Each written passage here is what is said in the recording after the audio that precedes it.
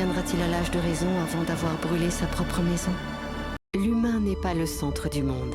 Perdu au fin fond du cosmos, il partage une planète anodine avec des millions d'autres espèces, toutes uniques et fascinantes, dont il dépend entièrement pour son bien-être et pour sa survie.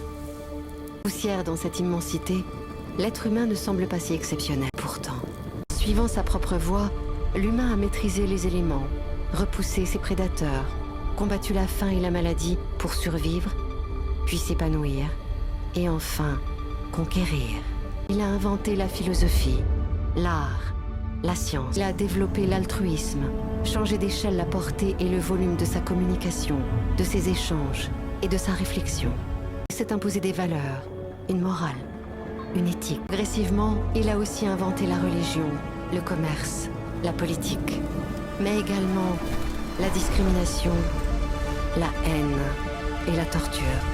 Il a développé le consumérisme, la destruction des terres et des mers, l'exploitation des autres espèces en même temps que de la sienne. L'homme a réussi la prouesse de souiller les plus hauts sommets du monde et les plus profonds océans,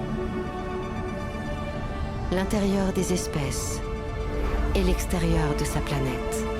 Chaque minute, il donne naissance à 250 bébés et produit 4000 tonnes de déchets. Tous les jours, il produit 240 000 voitures et annihile 400 espèces vivantes.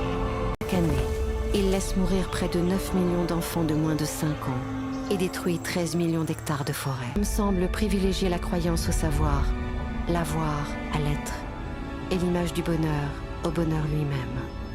Il se pense maître de tout, mais ne se maîtrise pas.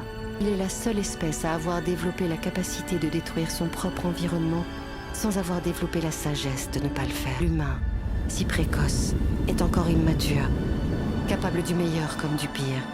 Parviendra-t-il à l'âge de raison avant d'avoir brûlé sa propre maison? Cette question est tout, sauf insignifiante.